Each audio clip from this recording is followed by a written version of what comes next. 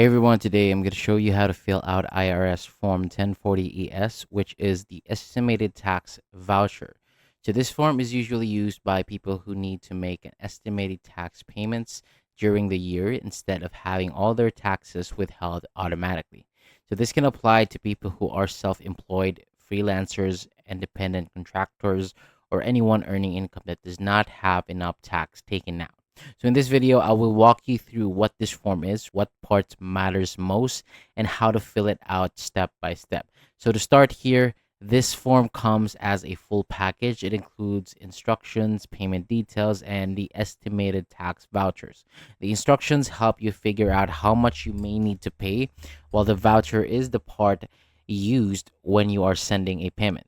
So next, it's very also important to understand that estimated tax is usually paid in four parts during the year. So each payment has its own due date, so you need to make sure that you're using the correct voucher for the right payment period. Now, let's get into the voucher itself. Each voucher asks for basic information, which is first enter the full name. If it's a joint payment, include the spouse name as well. Then fill in the address, including the street, city, state, and zip code. If the address is outside the United States, use the foreign address section instead. And after that, enter the social security number. If this is a joint payment, both social security numbers should be included in the spaces provided.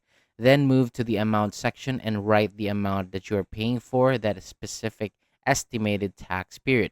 So one important thing here to remember is that you need to use a separate voucher for each payment.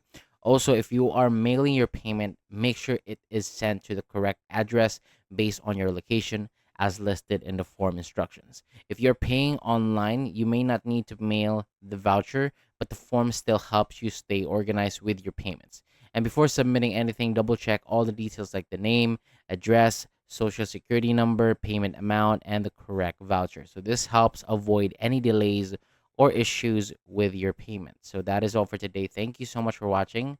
For more videos like this, hit the subscribe button below, and I'll see you on the next video.